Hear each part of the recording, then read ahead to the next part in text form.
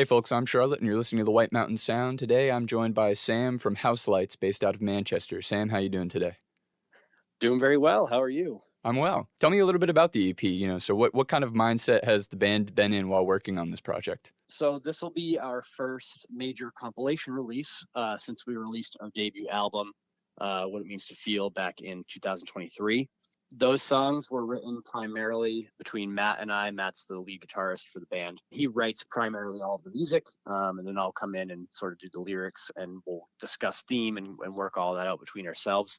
And so we did that for the first album. Once that came out, so we kind of found some guys that were able to come out and play with us and learn the songs. So now this is kind of our first chance to that we've got them integrated, kind of working them into the influence and the style of the music. We're just in the process of sort of evolving the sound. Matt and I had been out of the music scene for a good 9-10 years, really, before we came back and started playing on that album and working those songs out. Still staying true to what we do, but the new EP will be a bit more of an evolution of the sound. We're further sort of concentrating the core of the music, expanding into some new genres that we haven't really been able to kind of touch before. So we're really excited about the new stuff, and I'm excited for people to hear it. That's awesome. Coming off of that break from the music scene, does it kind of feel like now that you're going into this new record, having that will to really experiment with different genres, how does that feel to have dove back into it and now really branch out? I mean, it feels great. I'll put it that way for you to start. Matt and I have had a long history. We've been making music together since we met in college back in 2007. And we had a previous iteration of the band that wasn't, successful, but we were figuring out sort of what we wanted the band to be. We were young, we were figuring out life at the same time. And definitely a lot of that it came out in the music at the time, but it wasn't necessarily the time that, the music that we wanted to make. So having the time away really allowed us to take a look back and understand what we wanted out of the project. Okay, we want to continue to evolve our sound. There's so many bands in the broader scene, as well as the local scene, that are just really pushing the envelope. We want to not limit ourselves to any one genre. If it sounds good and we like it and it's got our core take on it, we're going to write songs in whatever we want to hear and put them out, and hopefully people will enjoy them. Sure. I mean, I think that's very commendable. Stick with the signature rather than worrying about any one specific sound. Although I did want to ask you, so I know that you guys have dipped your toes into a lot of different genres, but in particular, thinking about some of these genres like, post-hardcore or new metal, anything like that. I think a lot of people kind of associate it with this big moment for rock and metal in like the 2000s. And then I also saw on social media that just recently, maybe like a few weeks back, you guys dropped some kind of like 2000 style merchandise. I wanted to ask you, I feel like I've seen, in my sort of travels in the scene, a lot of younger people discovering the styles that were big during that decade. And I wanted to ask you, what do you think about that? How do you feel about the fact that a lot of that stuff that was once this huge moment is kind of returning again and becoming the hip thing? I think it's great. Usually everything in history is pretty cyclical, Hmm. so you can obviously that's, fashion and music and, video, all of that stuff. The people who are successful at it are the ones that can understand the trends and sort of predict and get out ahead of when things come back around. COVID came in and everybody, I think, was looking for a bit of a return, to the times before, and so that naturally brought up all the nostalgia. And then you've got When We Were Young came out, doing their festival, and Sick New World and all of these other ones. It was the millennial heyday kind of really hit. And that's where the majority of us are. Warp Tour era music is mostly what we grew up on in our formative years of really, what defined our sound. So now we actually have a chance to potentially, make a little bit of a career, or at least, have some fun playing some shows while people are into the music and it's hot again. And that really fuels me. It really fuels the band to keep pushing and to keep being more creative, because, we're getting support. People are enjoying it. It's pretty hard to stop when you see people having just as much fun as you are playing the thing that you love. So What would you say is, on a personal level, the number one thing that being in House Lights has taught you? Hmm, that is a good question. Not just house lights. I think I've more applied the time away to Sure. the band where I could look back, and look at what we did when we were younger and just go, okay, here's all the things that didn't work. Let's learn from those and try to not repeat them. When you're young, that was one of the biggest downfalls of a lot of bands, not just ours, is, you want your viewpoint to be the center. You want to be the star of attention and have everything immediately, and that's not how it works. It's not necessarily how it should work either. I'm curious in terms of, we talk about the idea of ego and where bands can maybe take a wrong turn. Based on just my own observation, I think we're currently living in an era where a lot of people would say that the typical idea of like the rock star character on stage with the arrogance and the personality to make it all about them is kind of a lost concept. We maybe don't see as many of those anymore. I wanted to ask you, do you think that's true, or do you think that, there's still just as much possibility for the character of a rock star to really emerge and pull off that kind of swagger? I think it's true in a lot of ways. Obviously, there are certain cases that are different. You still have your Ronnie Radkes, and you still have, Lizzie Hale would be on the other side of that, Hmm. where I would say, or like a Maria Brink would be another good example. Chris Motionless, Sure. where you have these, very charismatic personalities that they embrace that attention and they know how to navigate within it. Ronnie Radke's definitely not a good example of doing that, but for all of the chaos and things that he sows, he gets attention, and he sells merchandise. His fans are pretty dedicated Hmm. to the music. If you like him, you just, oh, that's just Ronnie being Ronnie, Right. and you kind of got to have to deal with that. There's definitely a time and a place for it, and I would fully embrace, like, there's just people that are just naturally charismatic and you love to see that.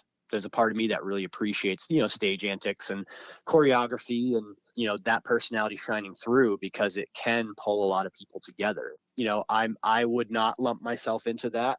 I try to work on my stage presence and stuff, but definitely not looking to make it all about me, because there's a lot of people behind the scenes that make the music go.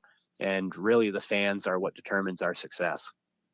Sure. Yeah. And even, you mentioned the kind of democratic process in the band. I don't think there's anything wrong with going out there and being earnest, being grounded. I was gonna say, yeah, in genre we'll define that too. And the mainstream sort of for rock has turned to metalcore and some of the heavier music now. And while those guys can be frontmen type, a lot of them are more apt to just letting the live music, the live show experience and their lyrics do the talking. They don't have to be seen in the scene. As long as people are coming out, resonating with the music, that's kind of the pathway they choose, a bit more of a quiet confidence. And it'll be cyclical. There's going to be people will come and go. It's just all about what you want out of the music. Yeah, definitely. But speaking of live shows, I know that House Lights has a pretty exciting weekend coming up when the EP drops, right? Yeah. So May 9th is the actual EP release, and that will be at the Shaskeen in Manchester. One of our favorite spots. It's pretty much the best spot in the Manchester area for local rock and punk and alternative shows. Then we're doing a weekender around that, so we'll be at Ralph's Rock Diner in Worcester. 10th is Ralph's Rock Diner, and then the 11th, the Sunday, is at Thirsty First and Lowell. So we're very excited about that. It's going to be our first weekender. We've only played in Mass one time before, and this is letting us get into some new markets. So we're really excited to hopefully see some new people and make some new fans and establish some places that we'll be able to come back to in the future. For sure. Both Worcester and Lowell are good spots to, go and have that kind of market for people who are just there to see some good rock music. Yeah, that's super exciting to know that, you guys are kind of getting the chance to really explore Mass for the first time. If you have one in mind, and it's totally cool if not, but would you be able to name what city you guys have played that has had the craziest crowd? The one we've had sort of the best responses from, I mean, definitely we've played the Shaskeen a couple times, and we had good turnouts for both of those shows. Got some good feedback. We just played Wally's back at the end of March. That's in Hampton, and we opened for Until I Wake and Deep State and Devitalized, and that was a really fun show. It was the first show that we've been on with like some really really heavy bands, and we were getting a lot of credit and good feedback from their fans as well. So that was fun to see. We're kind of in a unique space with our music where we can do some heavy from time to time, but then some of it, is more in the post-hardcore or even pop punk realm. To see people who like to go and listen to some, music with no clean vocals at all, have them come up and say like, hey, that was a great set, or you guys sound awesome. Like that's a huge boost to us, obviously, and lets us know that we're on the right track. Yeah, that's awesome. It's awesome to get that kind of feedback. You guys are coming back to Wally's, right, on May 30th? Yeah, it's going to be a good opportunity. We're opening up for Burning Time, who is a really great early mid 2000s alt rock, a little bit of new metal in there. Very, very talented guys I've been tracking for a while, wanting to get a show with. Then Paper Cut, Linkin Park cover band, that's been very successful in the area. It's made up by a lot of industry people and people from other bands in New England. So it's kind of like a super group situation with us just coming out with Heavenfall and sort of dipping our toe into that more Linkin Park inspired sound. It's definitely a fun, timely show opportunity for us. So we're really looking forward to that one and getting in front of bigger and bigger crowds as we go. Definitely, Heavenfall is the track that has definitely I've been spinning that on repeat for a sec these past couple of days. And I wanted to ask you a little bit, what's sort of the theme there or the thought process there when writing that? When Matt wrote the song, I kind of had an idea that we wanted to go that way with it. I certainly won't ever claim to be a hip hop artist or to have any real talent as far as writing out rap melodies or anything like that. I'm trying to listen to more of it to just continue to expand my own influence. But he knew a friend from work, and he was like, hey, let's send this track over to him and have him try to come up with something. We sent the track over to Animatronic the Abolisher, our good friend Brett. He just absolutely killed it. I mean, I would say like I wrote out my own verses ahead of time, and we're like, okay, yeah, we'll compare kind of what he comes up with. And as soon as I heard it, I was just like, all right, forget what I did. Like that's Wow. it. Like we knew 100%. He came up with not only the verse parts, the main melodies, but he added in backing layers. He added in some of his own screams to the music, which we didn't even know was a part of, his repertoire. And he really blended it almost seamlessly with what the idea and the intention of the song was. And what he wrote about fit pretty perfectly with the idea that I had behind it, which is a realization that maybe some beliefs or some ideals that you have held as a foundational piece of yourself, kind of that had defined who you were, you get some clarity and see that maybe those beliefs were wrong, or they weren't good for other people or good for yourself. And how do you deal with something that you have known to be true for so long, and now you find out that maybe it's not the whole truth, or maybe it's not rooted in truth, and sort of dealing with that and figuring out, okay, who am I now if this is not a part of me anymore? So I think it's just, again, it goes back to a lot of things, that the way that I experience the world and kind of our current climate, whether socially or politically or any of that.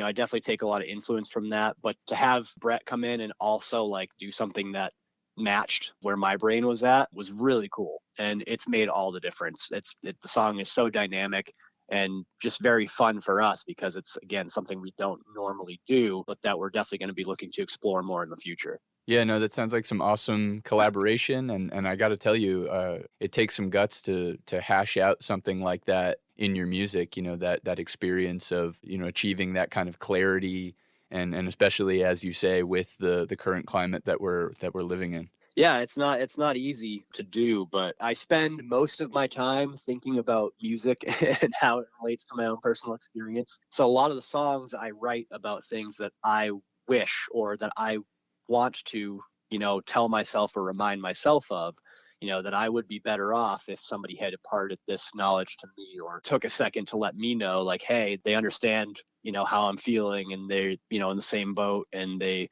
want to help you get through it. And I really hope that that gets conveyed through the lyrics to people who listen. We have our good days and our bad days, and we're all spending a lot of time trying to figure what our lives are supposed to be and what existence means to us and how we want to experience it. You got a lot of people out there that empathize with what you're going through as well. So don't ever feel like you can't reach out. It's very easy to forget that sometimes, with how crazy things can get and just how overwhelming life can become. So we want to remind people, that you're not alone, and there's a lot of other people that are out there that will listen and help you get through it. Yeah, I mean that's a really important and just poignant message. And like I said, I really dig the track. So thank Thank you, you. Sam, very much for joining me. To recap for those listening, the EP "The Past Is Ours to Leave" is out May 9th. You can find House Lights at the Shaskeen in Manchester that same day, Ralph's Rock Diner in Worcester on May 10th, and Thirsty First in Lowell on May 11th. Sam, do you have anything else you want to add? Just keep listening, keep spinning the video for Heavenfall. Pretty much everything we do is self-produced. We put a lot of hard work into it, but we're not getting paid. We need all the fan support. Come out to shows, say hi, buy a t-shirt if you can. In general, keep going to local shows. Find a band you love and support them, because it's going to make all the difference for them.